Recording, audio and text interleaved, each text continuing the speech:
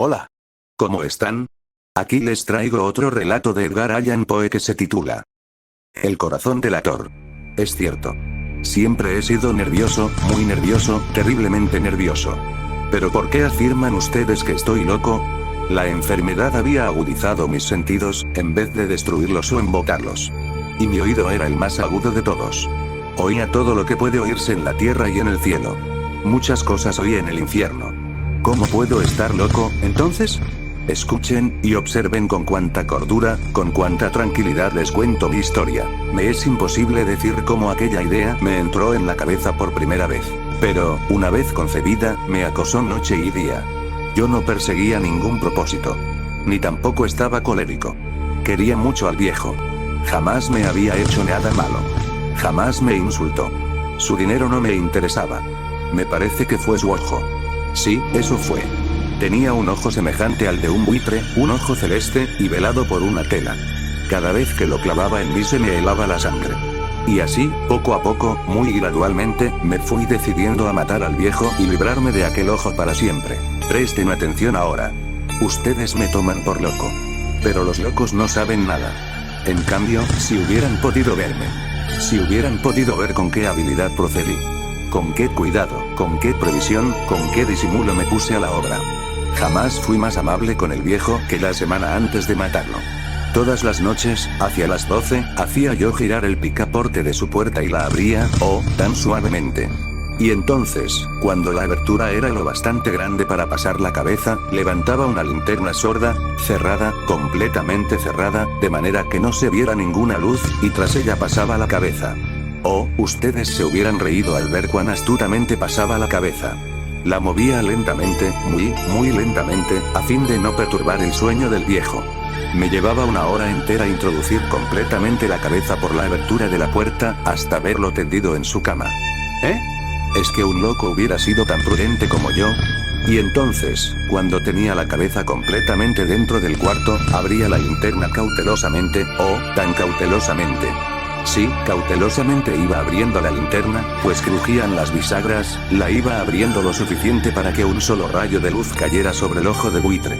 Y esto lo hice durante 7 largas noches, cada noche, a las 12, pero siempre encontré el ojo cerrado, y por eso me era imposible cumplir mi obra, porque no era el viejo quien me irritaba, sino el mal de ojo. Y por la mañana, apenas iniciado el día, entraba sin miedo en su habitación y le hablaba resueltamente, llamándolo por su nombre con voz cordial, y preguntándole cómo había pasado la noche. Ya ven ustedes que tendría que haber sido un viejo muy astuto para sospechar que todas las noches, justamente a las 12, iba yo a mirarlo mientras dormía. Al llegar la 8ª noche, procedí con mayor cautela que de costumbre al abrir la puerta. El minutero de un reloj se mueve con más rapidez de lo que se movía mi mano. Jamás, antes de aquella noche, había sentido el alcance de mis facultades, de mi sagacidad. Apenas lograba contener mi impresión de triunfo. Pensar que estaba ahí, abriendo poco a poco la puerta, y que él ni siquiera soñaba con mis secretas intenciones o pensamientos. Me reí entre dientes ante esta idea, y quizá me oyó, porque lo sentí moverse repentinamente en la cama, como si se sobresaltara. Ustedes pensarán que me eché hacia atrás, pero no. Su cuarto estaba tan negro como la pez, ya que el viejo cerraba completamente las persianas por miedo a los ladrones. Yo sabía que le era imposible distinguir la abertura de la puerta, y seguí empujando suavemente, suavemente. Había ya pasado la cabeza y me disponía a abrir la linterna, cuando mi pulgar resbaló en el cierre metálico, y el viejo se enderezó en el lecho, gritando: ¿Quién está ahí? Permanecí inmóvil, sin decir palabra. Durante una hora entera no moví un solo músculo, y en todo ese tiempo no oí que volviera a tenderse en la cama. Seguía sentado, escuchando, tal como yo lo había hecho, noche tras noche, mientras escuchaba en la pared los taladros cuyo sonido anuncia la muerte. Oí de pronto un leve quejido, y supe que era el quejido que nace del terror. No expresaba dolor o pena, ¡oh, no! Era el ahogado sonido que brota del fondo del alma cuando el espanto la sobrecoge. Bien conocía yo ese sonido. Muchas noches, justamente a las 12, cuando el mundo entero dormía, surgió de mi pecho, ahondando con su espantoso eco los terrores que me enloquecían. Repito que lo conocía bien. Comprendí lo que estaba sintiendo el viejo y le tuve lástima, aunque me reía en el fondo de mi corazón. Comprendí que había estado despierto desde el primer leve ruido, cuando se movió en la cama. Había tratado de decirse que aquel ruido no era nada, pero sin conseguirlo. Pensaba, no es más que el viento en la chimenea, o un grillo que chirrió una sola vez. Sí, había tratado de darse ánimo con esas suposiciones, pero todo era en vano. Todo era en vano, porque la muerte se había aproximado a él, deslizándose furtiva, y envolvía a su víctima. Y la fúnebre influencia de aquella sombra imperceptible era la que lo movía a sentir, aunque no podía verla ni oírla, a sentir la presencia de mi cabeza dentro de la habitación. Después de haber esperado largo tiempo, con toda paciencia, sin oír que volviera a acostarse, resolví abrir una pequeñísima ranura en la linterna. Así lo hice, no pueden imaginarse ustedes con qué cuidado, con qué inmenso cuidado, hasta que un fino rayo de luz, semejante al hilo de la araña, brotó de la ranura y cayó de lleno sobre el ojo de buitre. Estaba abierto de par en par, y yo empecé a enfurecerme mientras lo miraba.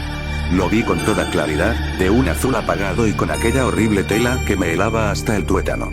Pero no podía ver nada de la cara o del cuerpo del viejo, pues, como movido por un instinto, había orientado el haz de luz exactamente hacia el punto maldito. No les he dicho ya que lo que toman erradamente por locura es solo una excesiva agudeza de los sentidos. En aquel momento llegó a mis oídos un resonar apagado y presuroso, como el que podría hacer un reloj envuelto en algodón. Aquel sonido también me era familiar. Era el latir del corazón del viejo. Aumentó aún más mi furia, tal como el redoblar de un tambor estimula el coraje de un soldado. Pero, incluso entonces, me contuve y seguí callado. Apenas si respiraba. Sostenía la linterna de modo que no se moviera, tratando de mantener con toda la firmeza posible el haz de luz sobre el ojo. Entretanto, el infernal latir del corazón iba en aumento. Se hacía cada vez más rápido, cada vez más fuerte, momento a momento. El espanto del viejo tenía que ser terrible. Cada vez más fuerte, más fuerte. ¿Me siguen ustedes con atención? Les he dicho que soy nervioso. Sí, lo soy. Y ahora, a medianoche, en el terrible silencio de aquella antigua casa, un resonar tan extraño como aquel me llenó de un horror incontrolable. Sin embargo, me contuve todavía algunos minutos y permanecí inmóvil. Pero el latido crecía cada vez más fuerte, más fuerte. Me pareció que aquel corazón iba a estallar. Y una nueva ansiedad se apoderó de mí, algún vecino podía escuchar aquel sonido. La hora del viejo había sonado. Lanzando un alarido, abrí del todo la linterna y me precipité en la habitación. El viejo clamó una vez, nada más que una vez. Me bastó un segundo para arrojarlo al suelo y echarle encima el pesado colchón. Sonreí alegremente al ver lo fácil que me había resultado todo. Pero, durante varios minutos, el corazón siguió latiendo con un sonido ahogado. Claro que no me preocupaba, pues nadie podría escucharlo a través de las paredes. Cesó, por fin, de latir. El viejo había muerto. Levanté el colchón y examiné el cadáver. Sí, estaba muerto, completamente muerto. Apoyé la mano sobre el corazón y la mantuve así largo tiempo. No se sentía el menor latido. El viejo estaba bien muerto. Su ojo no volvería a molestarme. Si ustedes continúan tomándome por loco, dejarán de hacerlo cuando les describa las astutas precauciones que adopté para esconder el cadáver. La noche avanzaba, mientras yo cumplía mi trabajo con rapidez, pero en silencio. Ante todo descuarticé el cadáver. Le corté la cabeza, brazos y piernas. Levanté luego 3 planchas del piso de la habitación y escondí los restos en el hueco. Volví a colocar los tablones con tanta habilidad que ningún ojo humano, ni siquiera el suyo, hubiera podido advertir la menor diferencia. No había nada que lavar, ninguna mancha, ningún rastro de sangre. Yo era demasiado precavido para eso. Una cuba había recogido todo. Cuando hube terminado mi tarea eran las 4 de la madrugada, pero seguía tan oscuro como a medianoche. En momentos en que se oían las campanadas de la hora, golpearon a la puerta de la calle. Acudí a abrir con toda tranquilidad, pues ¿qué podía temer ahora?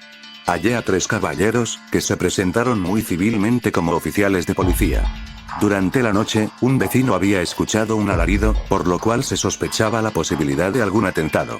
Al recibir este informe en el puesto de policía, habían comisionado a los 3 agentes para que registraran el lugar. Sonreí, pues, ¿qué tenía que temer? Di la bienvenida a los oficiales y les expliqué que yo había lanzado aquel grito durante una pesadilla. Les hice saber que el viejo se había ausentado a la campaña. Llevé a los visitantes a recorrer la casa y los invité a que revisaran bien. Finalmente, acabé conduciéndolos a la habitación del muerto. Les mostré sus caudales intactos y cómo cada cosa se hallaba en su lugar. En el entusiasmo de mis confidencias traje sillas a la habitación y pedí a los 3 caballeros que descansaran allí de su fatiga, mientras yo mismo, con la audacia de mi perfecto triunfo, colocaba mi silla en el exacto punto bajo el cual reposaba el cadáver de mi víctima. Los oficiales se sentían satisfechos. Mis modales los habían convencido. Por mi parte, me hallaba perfectamente cómodo. Sentáronse y hablaron de cosas comunes, mientras yo les contestaba con animación. Mas, al cabo de un rato, empecé a notar que me ponía pálido y deseé que se marcharan. Me dolía la cabeza y creía percibir un zumbido en los oídos. Pero los policías continuaban sentados y charlando. El zumbido se hizo más intenso, seguía resonando y era cada vez más intenso. Hablé en voz muy alta para librarme de esa sensación, pero continuaba lo mismo y se iba haciendo cada vez más clara, hasta que, al fin, me di cuenta de que aquel sonido no se producía dentro de mis oídos. Sin duda, debí de ponerme muy pálido, pero seguí hablando con creciente soltura y levantando mucho la voz. Empero, el sonido aumentaba, ¿y qué podía hacer yo? Era un resonar apagado y presuroso, un sonido como el que podría hacer un reloj envuelto en algodón. Yo jadeaba, tratando de recobrar el aliento, y, sin embargo, los policías no habían oído nada. Hablé con mayor rapidez, con vehemencia, pero el sonido crecía continuamente. Me puse en pie y discutí sobre insignificancias en voz muy alta y con violentas gesticulaciones. Pero el sonido crecía continuamente. ¿Por qué no se iban? Anduve de un lado a otro, a grandes pasos, como si las observaciones de aquellos hombres me enfurecieran. Pero el sonido crecía continuamente. ¡Oh, Dios! ¿Qué podía hacer yo? Lancé espumarajos de rabia, maldije, juré, balanceando la silla sobre la cual me había sentado, raspé con ella las tablas del piso, pero el sonido sobrepujaba a todos los otros y crecía sin cesar. Más alto, más alto, más alto. Y entre tanto los hombres seguían charlando plácidamente y sonriendo.